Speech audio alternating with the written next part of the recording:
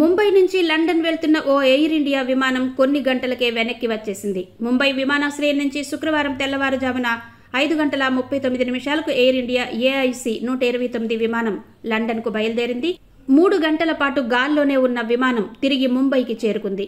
Israel, Iran మధ్య ఉద్రిక్తతల నేపథ్యంలో విమానం తిరిగి ముంబై వచ్చిందని ఎయిర్ ఇండియా ఒక ప్రకటనలో తెలిపింది. ఇజ్రాయిల్, ఇరాన్ మధ్య ఉద్రిక్తతల నేపథ్యంలో పశ్చిమాసియా మరోసారి రణరంగంగా మారింది. దీంతో ఆ ప్రాంతంలో పలుచోట్ల గగనతలాలపై ఆంక్షలు విధించారు. దాంతో ప్రపంచవ్యాప్తంగా పలు విమానాలను దారి మళ్లించారు. కొన్ని విమాన సర్వీసులు రద్దయ్యాయి. ఈ క్రమంలో లండన్ వెళ్లాల్సిన AIC 129 విమానం తిరిగి ముంబైకి చేరుకుందని ఎయిర్ ఇండియా పేర్కొంది. కొన్ని విమానాలను దారి మళ్లించామని ఎయిర్ ఇండియా తెలిపింది. గురువారం అహ్మదాబాద్ నుంచి లండన్ వెళ్లాల్సిన ఎయిర్ ఇండియా విమానం ఘోర ప్రమాదానికి గురైన సంగతి తెలిసిందే.